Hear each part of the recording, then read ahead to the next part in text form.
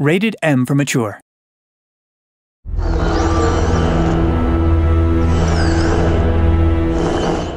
Welcome to the final episode of Playing Dead. I'm your host, AJ Locascio. Today we'll be talking to the directors of episode 5, Sean Ainsworth, Jake Rodkin, and Sean Vanneman. We'll also be talking to the creator of Walking Dead, Robert Kirkman. And we have a special interview with the voice of Lee Everett, Dave Fennoy, right here on Playing Dead.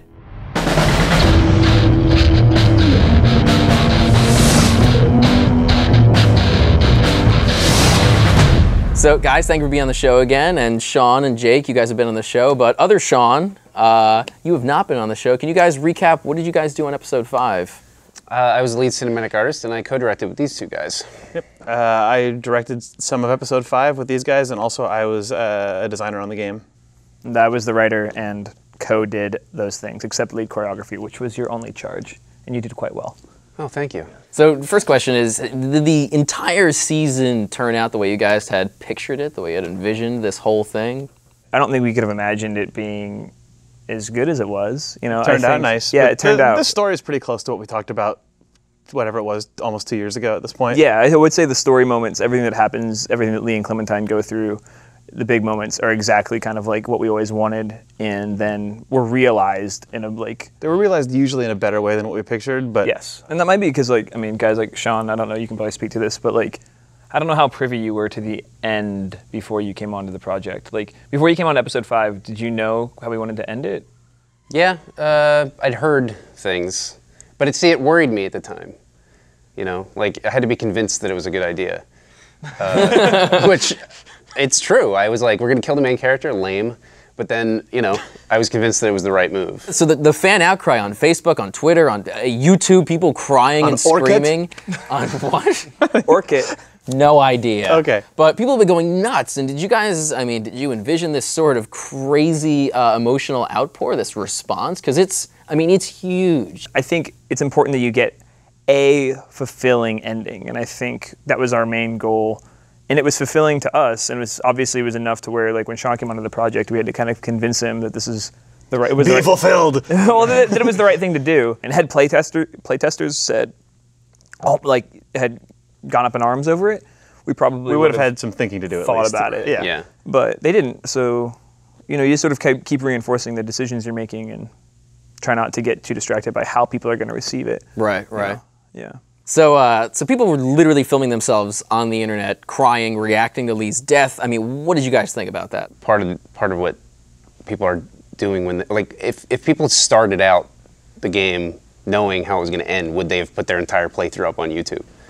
You know, Yeah. It's like, because, you know, you get a camera in somebody's face and you get to see their actual reactions to things. And if they knew how they were going to be reacting to things, you know, when they set out to do it, it's disarming in a way. It's kind of cool to see. So the music of the game was phenomenal. Jared Emerson Johnson knocked it out of the park. And the song at the end, which is, I can never remember, Take Us Back by, I don't understand. Alila Diane. Yeah, that's a pretty heavy song. When that rolled up, I was just like, you know, sad as it was, and then that song happens, and you're just like, you go a little dead inside. Like, what made you guys choose that song? It's perfect.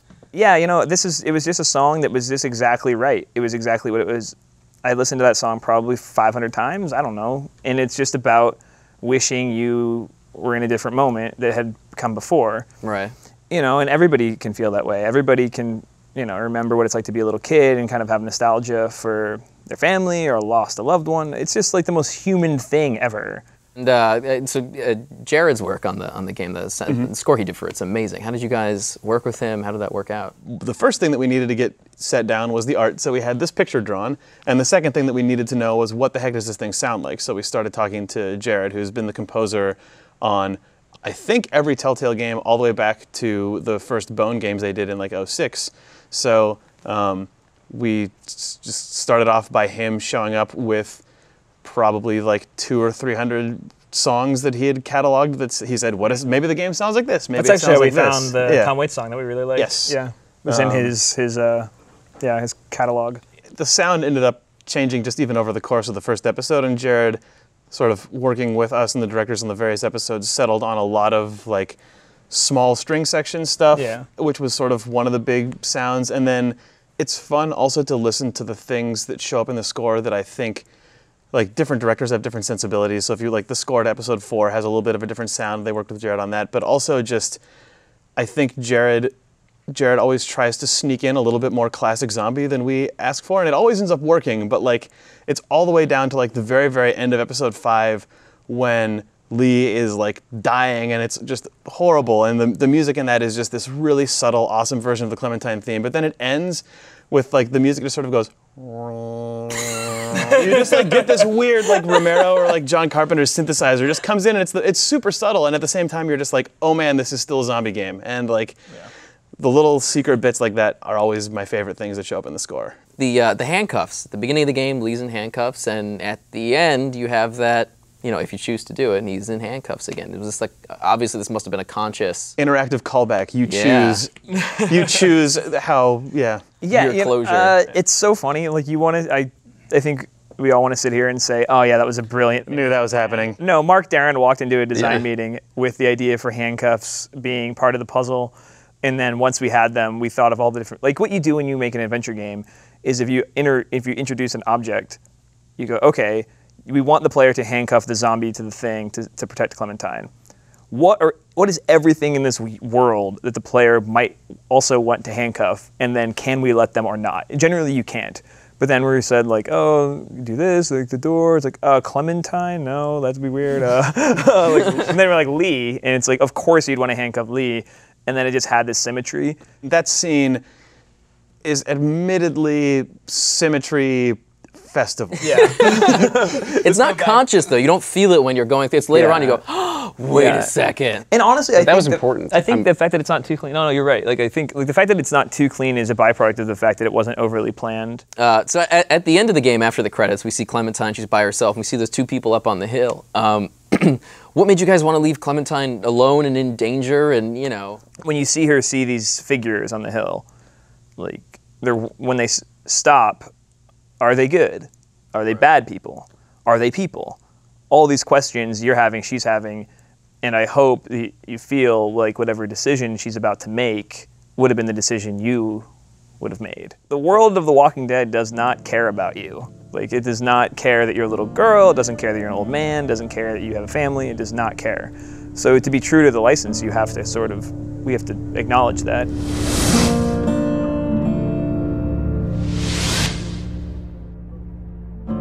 So Robert, thank you for being here today. Thanks for having me. Yeah, of course. So first question, how do you feel about the way the whole season went? How do you feel about how it wrapped? You know, it sounds a little cliche, but I have to say I couldn't be happier. I think that it's a tremendous risk to do anything with The Walking Dead just because, you know, I can't be 100% hands-on with everything. So I could have never expected the response to be so positive and for the game itself to be so awesome. I mean, I always knew it was going to be good, but it is an incredible piece of work, and you know, I'm pretty happy with how it turned out.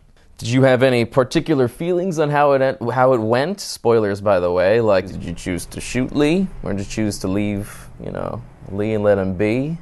I like the idea of forcing Clementine to shoot him. You're a sick bastard. So that it will prepare her for what she is going to have to do from here on out. I think that it sounds harsh, you know, on the surface, but if you think about it, it would be much worse to not prepare her for what's coming, to preserve her innocence in a world where, you know, that's something that could get her killed. And so that was the decision that I made. As a writer, you obviously would typically craft the story, and that's the way it is. You know, like in the comic, you don't get to choose anything. Like, how do you feel about the player having such a huge, you know, involvement in where it goes?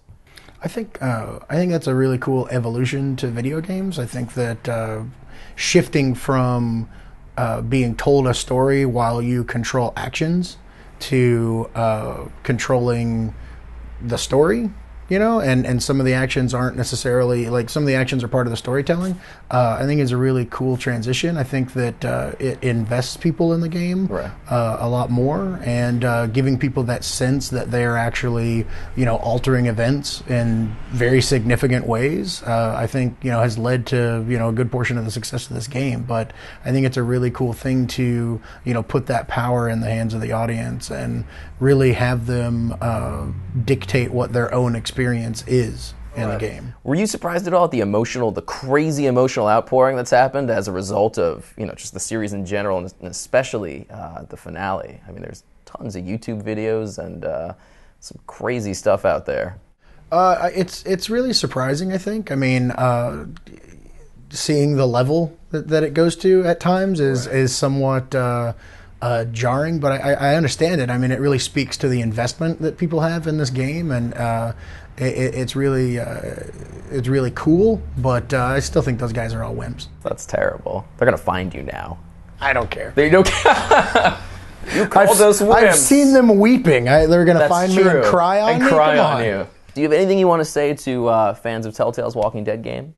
Well, I mean, honestly, thank you so much. I mean, fans of any iteration of Walking Dead, I really appreciate anybody giving it a shot. I know that trying new things is very difficult, but giving this game a shot, trying to dive in, playing it, the reaction, everybody going online talking about it. I mean, it's all just absolutely awesome, and it makes it all worthwhile. So that's really cool.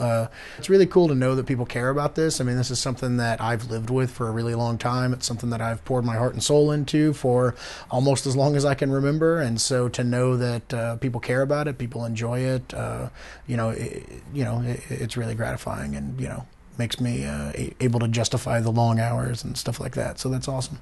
Awesome. All right, cool. Thank you so much for talking to us today. I'm out. Leave. Thanks. Wait a minute. I work here. After this whole season, what is it you guys, want to bring in season 2? What do you want to take away? I mean, there's so much, but what do you want to take away from season 1 that you can, add to season 2? One thing that zombies. Zombies will return. I think zombies confirmed. Rich, zombies confirmed for season 2. Okay, yeah, we're gonna have zombies in season 2. Lee, Lee's corporeal form didn't disintegrate. So it will continue to exist in the world somewhere. Yeah, in the first chunk of the game, the first half of the season, there was a lot of really small, tactile interaction.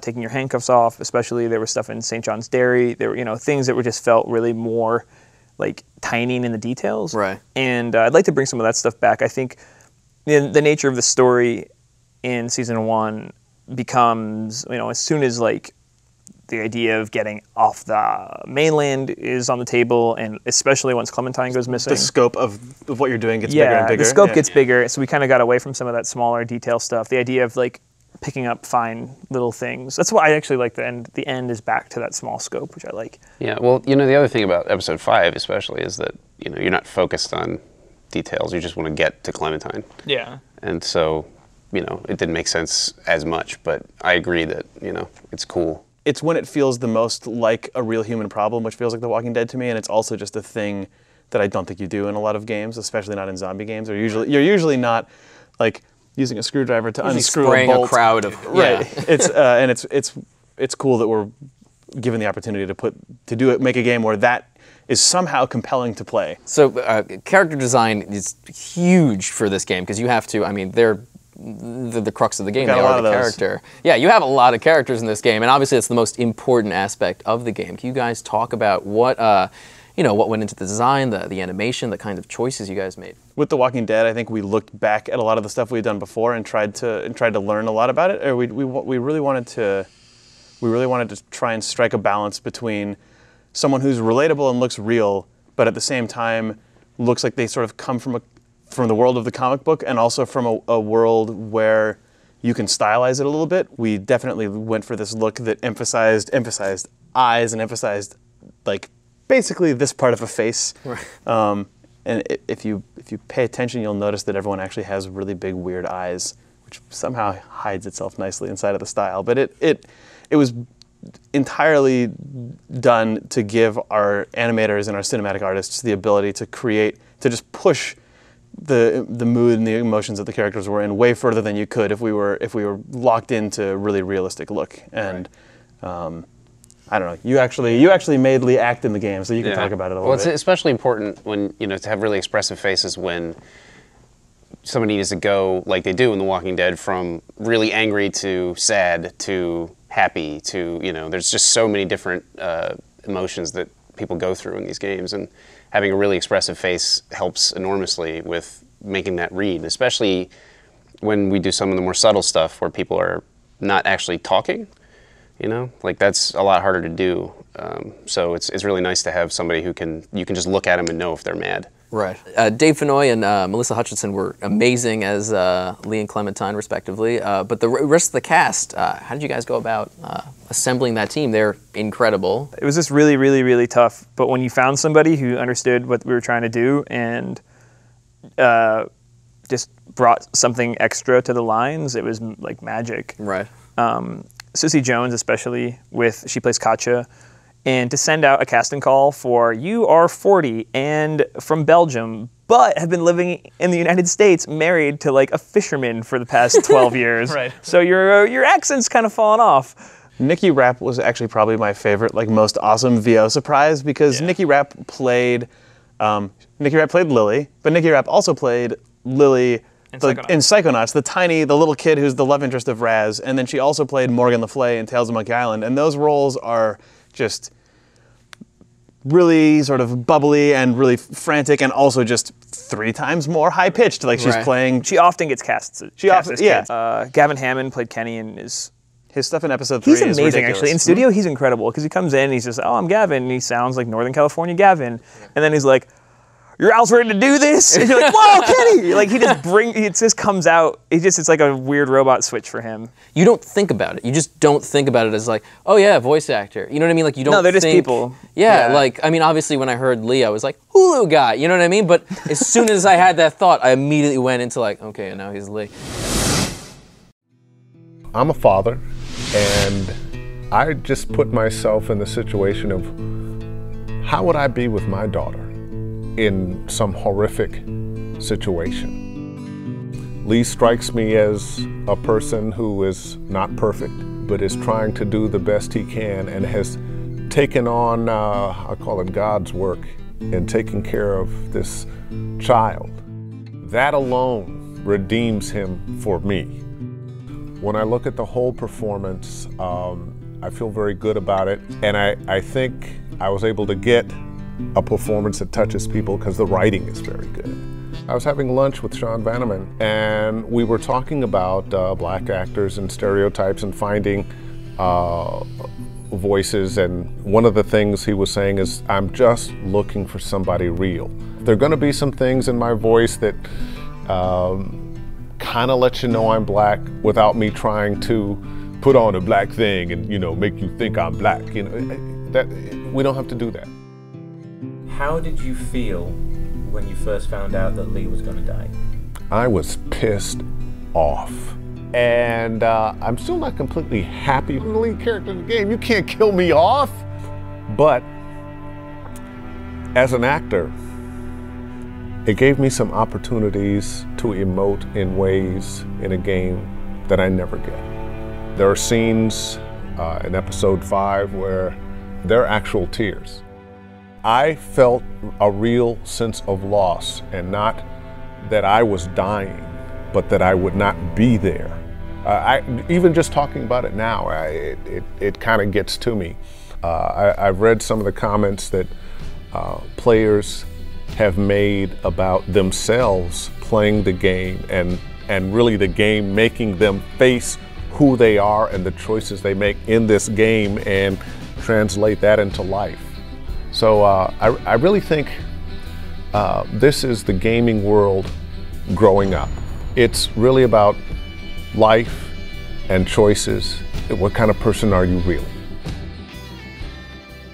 So I've got some stats here from the finale. 70.5% of people chose to cut Lee's arm off after being bitten. I did, because I was like, screw that, I want to live, so I had him cut it off. That was a painful scene. Like, as I was going through that, I was just like, oh, one more. And like, I've never, I mean, obviously I've seen shows Obviously, where I've it seen happens. arms removed. I've seen arms removed. Happens all the time. But no, I've seen, you know, we've all seen shows where someone has to do something like that or there's some sort of amputation. But that was the first time where I was just like, you know, your gag reflex is going because you're doing it to yourself essentially. But and you you're were playing, making it happen. You were playing with Lee alone. Alone, Which too. means that you cut your own arm off. Yeah. If you have people with you, They hold you down. they'll hold you down and do it, but it's still gross. Unless you're with Ben. Yeah. When arguing with Kenny in the attic, 72.9% of players lost their temper. That makes sense. I think is weird, honestly. I kind of was just like, anytime I had a chance to make Kenny my friend, I went for it. Did you end up throwing that bust at him, or did you back off and let Kenny? No, I totally backed off. I was just like, you know, I just let him, you know. I think, you know, that's one of those like game design things where if you give the player the opportunity to do something, they're a lot of times in the moment going to do it. Right. And that matched up with Lee's emotions at that time. Yeah, I think we wanted people to be a little. We pissed wanted right people there. to We be wanted people to be pissed getting a and little do hot right Yeah. there. Yeah, so that makes sense. I wouldn't do it. Wouldn't play any of your games. Well, Fine. Well, that's fine. Kenny did. 58.9% gave up all their weapons when asked by Clem's captor. Yeah. I did. You were afraid. I was scared. I wanted to You save didn't have to. Clementine. You could have He's a kept scary, it. Yeah, you scary could've kept it. man. I was worried that guy was going to do something, though. Yeah, I don't think we knew. We didn't have. But I liked the way we that didn't have scene any played out. Yeah, Where he's Yeah. just like, give me your stuff. He's like, I don't have anything. I think that give was- me your stuff. Oh. that was. It was one of the places where I think we were a little more sort of cheeky with that than we usually are. Where it was like, if you choose to try and be a hard ass and keep your weapon, you have the opportunity to use it on the stranger, but he just knocks it away. Whereas if you do let yourself get disarmed, it gives Clementine the opportunity to pick it up and thwack him in the back of the shoulder with it. Yeah. The best one is when players do nothing though, and Clementine just walks up and goes and hits him in the head, like looking at you like, what? Okay. So during the fight we were just talking about with Clem's capture, 56.4% of players needed Clem to come to their aid instead of just doing it themselves. It's hard to kill that dude because you're killing him with your bare hands. That was, yeah. Or some cases we with your wanted bare it to be hand. hard, really hard. Oh. So, 62% of players told Clem to shoot Lee rather than keep the bullet and walk away, which I think is weird. You were a walk away? Yeah, I was just like, You were in the no, minority of stats on this whole episode. It seems like I'm maybe. a minority. What can I say? You know, it's funny. It depends. Everybody, that's generally when I meet somebody who's played the game, that's the first thing I ask them, what did you do at the end and why? And everybody has a different, not necessarily, obviously there's only two things you can do, but everybody has a different why. Right. Everybody, it's always, some people are practical save the bullet, as the cue card says, but a lot of people didn't even think about that. There's like, I didn't want to put her through that needlessly, things Right. like that. That was a lot. It's intense for, I mean, it's Clementine. We've been watching her But go then, through this whole thing. my mom's like, well, she's going to have to do it eventually anyway. Right, right. Like, thanks, Mom. I'll remember that next time you're chained to a radiator on the verge of death. This, Your mom shot Lee. Yeah, What a mom. I know.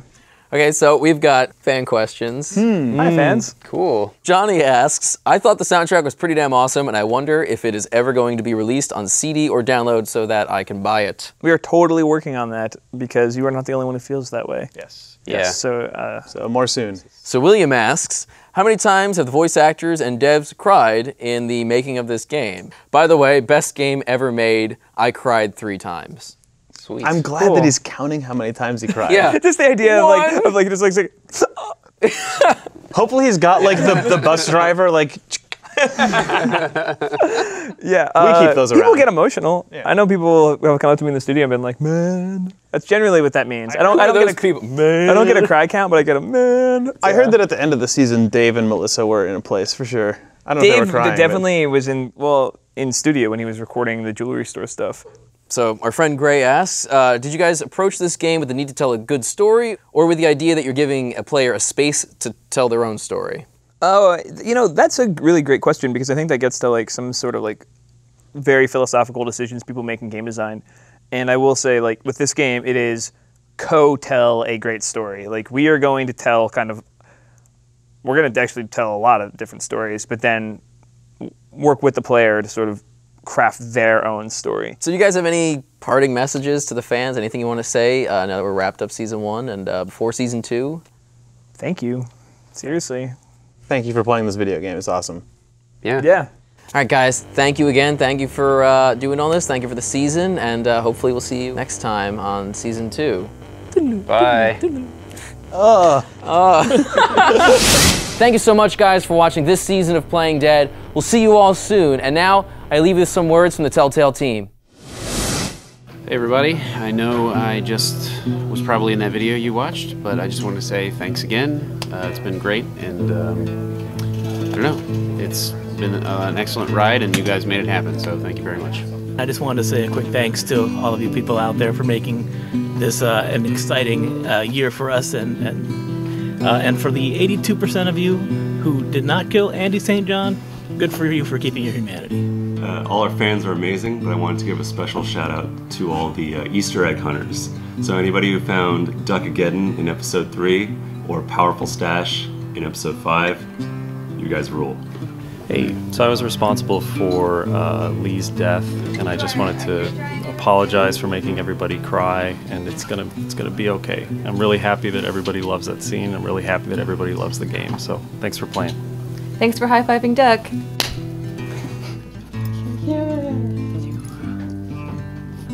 So happy. This is our fan art wall. This is a collection of fan art that we've been finding throughout the web. The game is so grim that it's their way of dealing with the horrible things that happen to some of these people.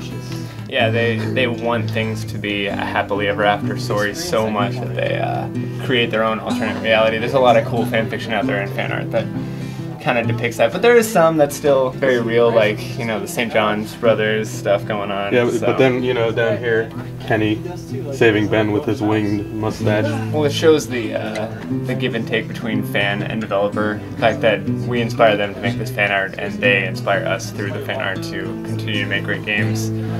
I think it's a great cycle. So we worked really hard on The Walking Dead, and we did it for you guys. But to be honest, there were times when things got really hard, when we were tired, when we were exhausted.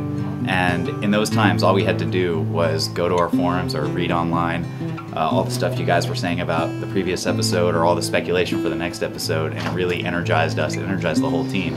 So thanks for the energy. Hey, fans of The Walking Dead, all right.